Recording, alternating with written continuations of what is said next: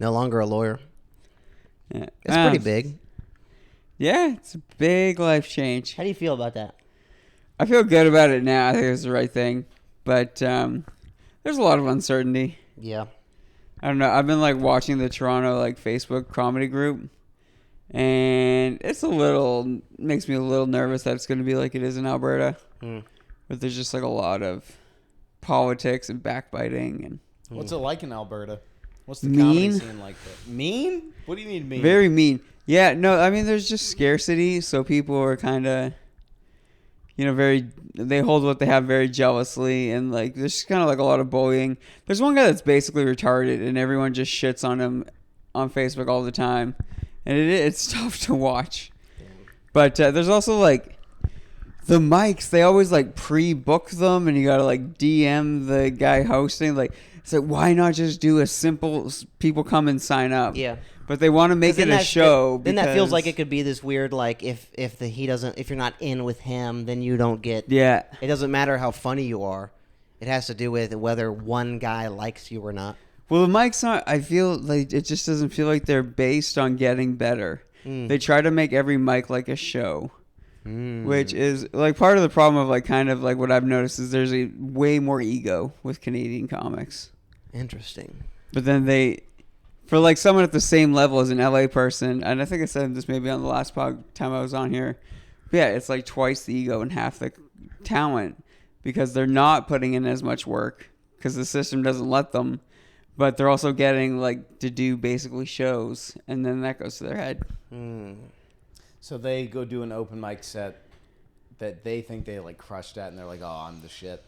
Well, no, it's just they like make the open mics so that it's like the whole idea where you just show up and do like jokes in front of just a room of other comics that they don't really do that. Yeah, and struggle. And like they really openly struggle.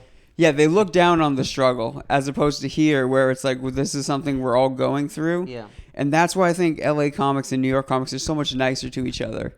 It's because we share in all these humbling experiences. Dude, I've seen Humbling's the fucking Yeah. word. Yeah. I've seen all of my closest, comedy LA friends like eat shit, me included. I probably eat shit more than most, and it's just, but dude, And that's you part of gotta. it. That's part of it, man.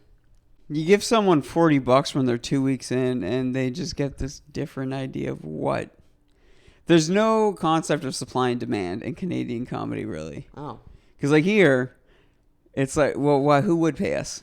It's like I'm new. I wouldn't pay to see me.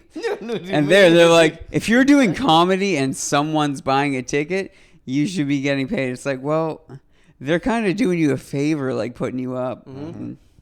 There's none of that. It's like I'm just happy to do a spot. yeah, absolutely. We just did our first paid gigs 2 weeks ago, and could not be more happy that someone was With the thought- $7.50. That's right. I can't believe Hey, it was $15. All right, Yeah, I that's got right. 15. He got 15. Let's get the record straight. It was 15. I cannot believe that someone offered me money, man. People are always like, oh man, it's crazy that you just like turn down all the paid gigs you get here. And I'm like, I'm not turning down a lot of money. Like I did one in Santa Monica and it's like split between everybody. And it was fine. There's like 30 people at the show, but split between all the comics. I mean, it's not Yeah. it wouldn't cover our dinner last night. Yeah. I mean, I've had to turn down like $150 things and I'm like, that hurt a bit. Yeah. But Yeah, you also especially didn't because I have drove to Montana for it. Damn. Yeah. I don't know. I like to look at the bright side of things also. That, like you said, there are people in Canada, Canadian comedians, they're like out for themselves. They're like greedy, would you say?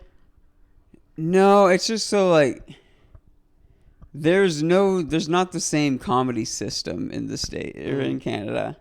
And so like there's just not as many like so many fewer people can make a living doing comedy in Canada as opposed to the States. And so the people who were like kind of near that or established are just very cutthroat and like very harsh on new people. And that's not to say there aren't cool, like the younger group in Edmonton is an awesome group of guys. Right on. And same in Calgary. But then there's just like, usually the older comics are really shitty. and there's also like the you know, what would be East Side comics in LA. Mm. Those people are way more aggressive out there, What's which for that? me is a problem. What's out in Edmonton, dude? Like, what's like the L.A., New York of like Canadian stand up? The LA is Vancouver, and Toronto is the New York. Interesting. That makes sense. Yeah, but I mean, even Geographic. then, like, looking at the Toronto, like, what's available as far as, like, open mics and shows, it's not near what New York is. The same with, like, Vancouver. There's smaller versions. Yeah. And they still come down here anyways. Although Vancouver's more like Portland than Ew. LA. Gross. Well, that's the thing. Like, I did a podcast once where we had to say our 3 favorite Canadians. And what I realized is there's a lot of famous Canadians, but you don't know they're Canadian because as soon as you're good at something, you go to the States. Yeah, dude. Yeah. Dude, that's how America got Norm, Jim Carrey. Yeah. Drake. Is Drake Canadian? Justin Bieber. Yeah. Oh, dang. I am dreading how much they love Drake in Toronto. I hate Drake. You're And not a big Drake guy? every like Instagram story of a show has Drake playing as like the music for it. Ugh. And I'm like, there's other rappers. There's other rappers from Toronto even, and no Yeah. one's like, yeah, I don't get why he's. It wasn't until I came to college that I found out men listen to Drake. I honestly just thought it was like music specifically for women. It's so soft and gay. And Dude, that's what like this is a real like gross bastardization of rap music. And then the people that listen to Drake also roll their own cigarettes. I'm like Nick Titoni is like he likes Drake. He asked me who else. I was like, I don't know, Katy Perry. I don't. I can see Nick blasting Drake Yeah, driving down the road. yeah. I don't know. Whenever I hear it, I'm like, this is Drake. Like this is what people love. But